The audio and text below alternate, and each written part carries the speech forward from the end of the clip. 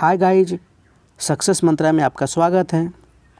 तो गाइज फिर से आप लोगों के बीच एक नया टॉपिक जो कि एसएससी जीडी के लिए जो परीक्षा जनवरी में अगले साल होने जा रहा है, उसके लिए आप लोगों के बीच 40 प्रश्न के उत्तर लेकर हाजिर हूँ। तो उसका जानने का प्रयास करेंगे, जो कि जनरल नॉलेज और जनरल अवेयरनेस के प्रश्न होंगे तथा मैथ तथा रीजनिंग के प्रश्न होंगे। तो गाइज वीडियो अगर अच्छी लगी तो वीडियो को लाइक कर दीजिए, दोस्तों के साथ शेयर कर दीजिए एवं अपना स्कोर जरूर कमेंट करें कि आपको यह प्रैक्टिस सेट या पूछा गया प्रश्न कैसा लगा है। तो चलिए गाइज शुरू करते हैं। आपका पहला प्रश्न आपके फ़ोन स्क्रीन पे, जो कि सामान्य ज्ञान एवं सामान्य जानकारी का प्रश्न है। पूछ रहा है कि अमेरिकी भूविज्ञानी चार्ल्स वेल्ड और दोराबजी टाटा ने लोहे के स्क्रू की खोज कहाँ की थी? तो ये राजाहारा की पहाड़ियों में खोज की थी। ऑप्शन ए इसका सही उत्तर हो जाएगा। अगला प्रश्न जो कि पूछा गया प्रश्न है, 29 सितंबर 2020 को विश्व हृदय दिवस के अवसर पे वर्ल्ड हार्ट फेडरेशन WHO द्वारा विश्व स्वास्थ्य संगठन WHO के मुख्यालय कहाँ है? तो ये जिनेवा में है। के साथ मिलकर विश्व में किस हृदय रोग को मृत्यु का सबसे प्रमुख कारण घोषित किया गया था? तो ये है कार्डियोवैस्कुलर रोग, CVD। ऑप्शन बी इसका सही उत्तर हो जाएगा। अगला प्रश्न बोला जा रहा है कि निम्नलिखित में से कौन भारत के सर्वोच्च नागरिक सम्मान भारत रत्न से सम्मानित होने वाले या वाली संगीतकार थे या थी? तो ये थी MS सुब्बुलक्ष्मी। ऑप्शन डी इसका सही उत्तर हो जाएगा। अगला प्रश्न जो बोला जा रहा है कि निम्नलिखित में से कौन सा कथन गलत है? तो अधिकांश आधुनिक अर्थव्यवस्था में केंद्रीय बैंक राजकीय नीति से संबंधित हैं, जबकि सरकार मौद्रिक नीति के लिए उत्तरदायित्व है। तो यहाँ पे आपका ऑप्शन डी गलत हो जाएगा। अगला प्रश्न, भारत ने 2020 में विश्व जैव ईंधन कब मनाया जाता है? तो ये अगस्त में मनाया जाता है। अगला प्रश्न, कौन सा शहर 24 अगस्त से 5 सितंबर तक 2021 ग्रीष्मकालीन पैरालंपिक की मेजबानी की थी? तो ये आपका ये टोक्यो में आयोजन किया गया था, ओलंपिक और पैरालंपिक का। ऑप्शन डी इसका सही उत्तर हो जाएगा। अगला प्रश्न, अरब सागर का कौन सा द्वीपीय देश भारत का पड़ोसी है? तो ये मालदीव है। ऑप्शन ए इसका सही उत्तर हो जाएगा। अगला प्रश्न, 5वीं से 4वीं शताब्दी ईसा पूर्व के आसपास बुद्ध के उपदेशों का संकलन निम्नलिखित में से कौन सा था? तो ये त्रिपिटक था। ऑप्शन बी इसका सही उत्तर हो जाएगा। अगला प्रश्न जो कि 2020 का है, नवंबर 2020 तक की स्थिति के अनुसार सरस्वती सम्मान एक वार्षिक पुरस्कार है जो भारतीय संविधान की 8वीं सूची में सूचीबद्ध भारतीय भाषाओं में से किसी भी गद्य या पद में असाधारण साहित्यिक कार्य के लिए किया जाता है। तो ये कुल 22 गद्य या पद असाधारण साहित्य कार्य के लिए दिया जाता है। ऑप्शन बी इसका सही उत्तर हो जाएगा। अगला प्रश्न, निम्नलिखित में से कौन सा स्मारक लखनऊ में स्थित है? तो ये है बारा इमाम बारा।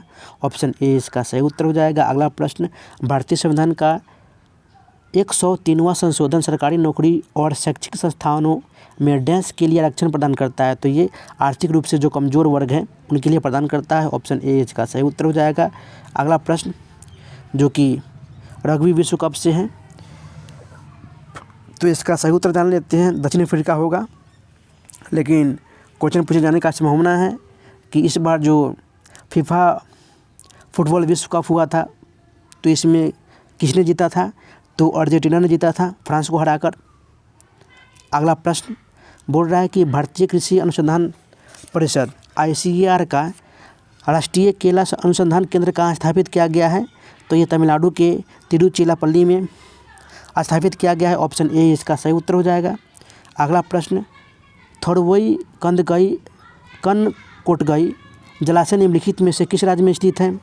तो ये तमिलनाडु में स्थित है। ऑप्शन बी इसका सही उत्तर हो जाएगा। अगला प्रश्न, बाटा शू ऑर्गेनाइजेशन के वैश्विक मुख्य कार्यकारी अधिकारी कौन बने हैं? तो ये उस समय का प्रश्न है, तो उस समय बने थे संदीप कटारिया। ऑप्शन ए इसका सही उत्तर हो जाएगा। आपका ये करंट अफेयर्स का प्रश्न था। अगला प्रश्न, निम्नलिखित में से किसी विटामिन B2 के नाम से जाना जाता है? तो ये राइबोफ्लेविन विटामिन B2 के नाम से जाना जाता है। ऑप्शन बी इसका सही उत्तर हो जाएगा। अगला प्रश्न जो कि करंट अफेयर्स का है, 2020 तक की स्थिति के अनुसार 1.5 करोड़ से कम टर्नओवर वाली भारतीय फर्म पे कॉर्पोरेट टैक्स नहीं लगाया जाता है। तो 1 करोड़ से कम जिनकी टर्नओवर है उस पर कॉर्पोरेट टैक्स नहीं लगाया जाता। ऑप्शन सी इसका सही उत्तर हो जाएगा। अगला प्रश्न, निम्नलिखित में से कौन सा समारोह मुख्यतः उड़ीसा से संबंधित है? तो ये है बाली यात्रा। ऑप्शन ए इसका सही उत्तर हो जाएगा। अगला प्रश्न, निम्नलिखित में से किसने 2020 का बुकर पुरस्कार जीता था? तो ये जीते थे डगलस स्टुअर्ट ने। ऑप्शन डी इसका सही उत्तर हो जाएगा। अगला प्रश्न जो कि पंजाब के किस जिले में भारतीय सैनिकों के कंकाल के अवशेष थे जिन्हें ब्रिटिश सैनिकों ने 1857 में प्रथम स्वतंत्रता संग्राम में भाग लेने के लिए मार दिया था? इन्हें मार्च 2014 में खोजा गया था। तो ये अमृतसर में खोजा गया था। ऑप्शन बी इसका सही उत्तर हो जाएगा।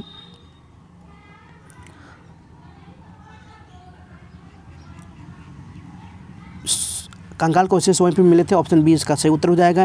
निम्नलिखित में से कौन सा ध्वनि तरंगों का एक अभिलक्षण नहीं है? तो यह है विद्युत चुम्बकीय। ऑप्शन सी इसका सही उत्तर हो जाएगा। अगला प्रश्न, डायना पुरस्कार 2020 से सम्मानित किसे किया गया है? तो ये प्रिया ठकराल को सम्मानित किया गया है। ऑप्शन सी इसका सही उत्तर हो जाएगा। अगला प्रश्न है कि निम्नलिखित में से किस वर्ष में औरंगजेब के आदर्श पे सिखों के 9वें गुरु तेग बहादुर की हत्या कर दी गई थी? तो ये 1675 ईस्वी में सिखों के 9वें गुरु तेग बहादुर की हत्या कर दी गई थी। ऑप्शन बी इसका सही उत्तर हो जाएगा। अगला प्रश्न पूछा जा रहा है कि इनमें से कौन सा विश्वविद्यालय वर्ष 2020 में मौलाना अबुल कलाम आज़ाद माका ट्रॉफी का प्राप्त करता था? तो ये था पंजाब विश्वविद्यालय चंडीगढ़। ऑप्शन डी इसका सही उत्तर हो जाएगा। तो गाइज अब कुछ प्रश्न देख लेते हैं मैथ और रीजनिंग के, जो पूछा गया है कि मुद्रास्फीति का जो संबंध अपस्फीति से है वही संबंध त्वरित किससे है? तो ये मंदी से है। अगला प्रश्न बोल रहा है कि दिए गए श्रृंखला में उस संख्या का चयन करें।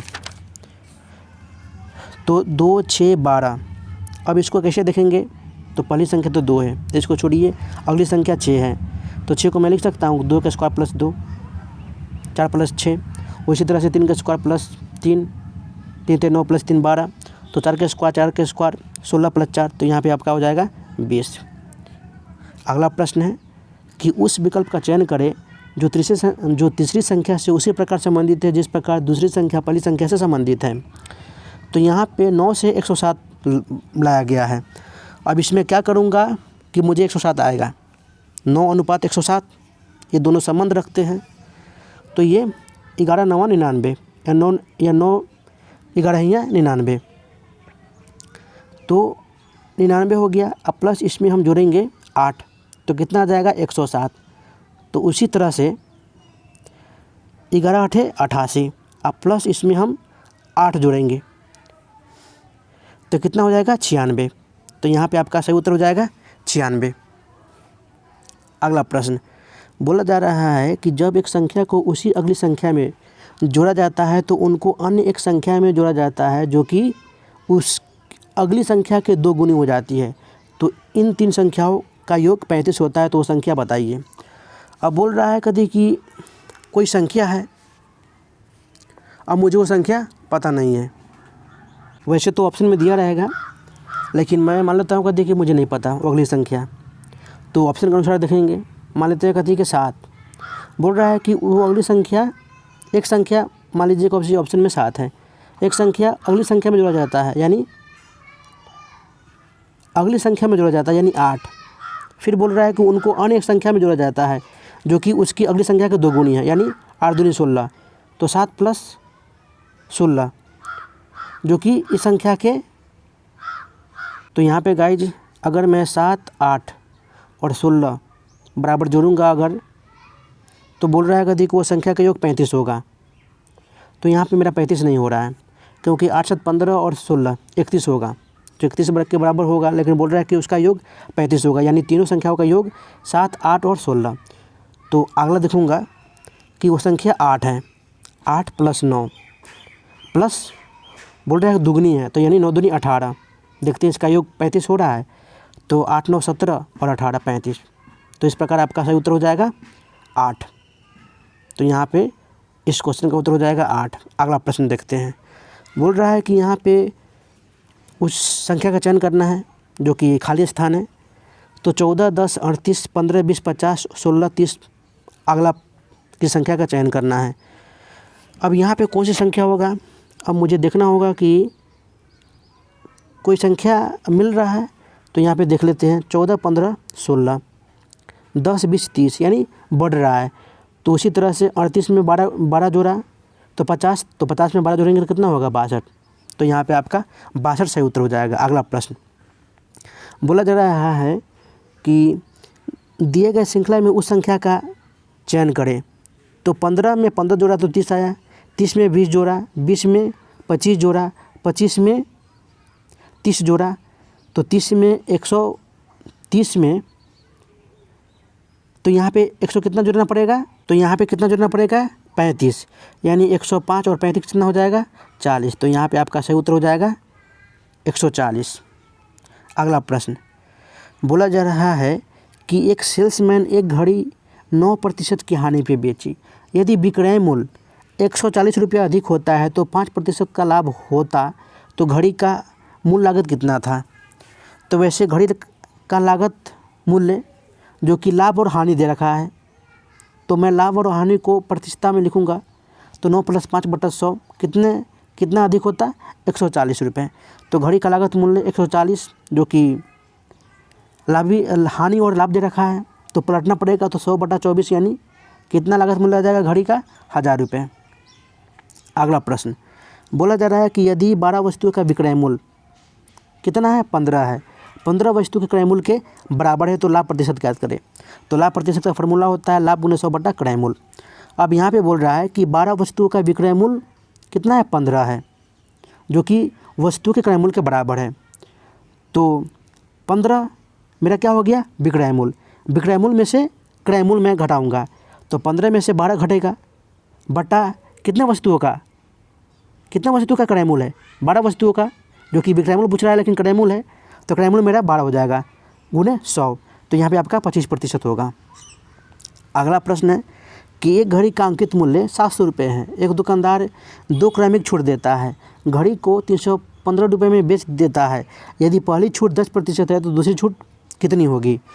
तो मैंने मान लिया कि वो दूसरी छूट X है, तो अंकित मूल्य कितना है मेरा है 700 रुपये, और घड़ी को बेचता कितना है 315 रुपये में।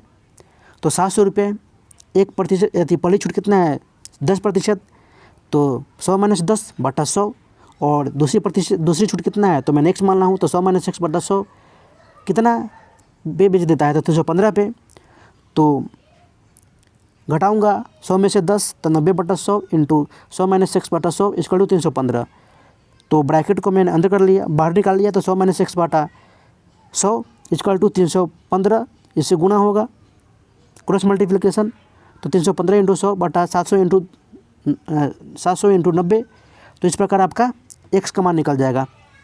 दूसरी छूट कितनी प्रतिशत होगी तो 50% की होगी। अगला प्रश्न 8 वस्तुओं का विक्रय मूल्य जो कि 12 वस्तु के क्रय मूल्य के बराबर है, तो लाभ प्रतिशत फिर से वही निकालूंगे विक्रय मूल्य माइनस क्रय मूल्य। तो 12 में से 8 घटाऊंगा फिर 12, क्योंकि क्रय मूल्य बोल रहा है। यहाँ पे 12 वस्तु का विक्रय मूल्य है लेकिन क्रय मूल्य के बराबर है ना, तो क्रय मूल्य होगा।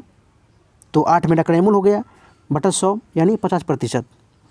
अगला प्रश्न बोला जा रहा है कि वह सबसे छोटी संख्या ज्ञात करे जिसे 6, 9, 15 और 18 से और 21 से विभाजित करने पर प्रत्येक बार शेषफल 4 आता है। तो मैं 9, 6, 15 और 18 और 21 का एलसीएम ले लूँगा जो कि 630 आएगा। बोल रहा है कि उससे विभाजित करने पर प्रत्येक बार मुझे शेषफल 4 आता है, यानी 4 मैं इसमें ऐड करूँगा। तो मेरा कितना सही उत्तर हो जाएगा 634। तो गाइज यहाँ पे आपका 40+ से ऊपर क्वेश्चन समाप्त हो गया। तो गाइज फिर मिलते हैं नेक्स्ट वीडियो में, तब तक के लिए गुड बाय, जय Hind, take care of yourself.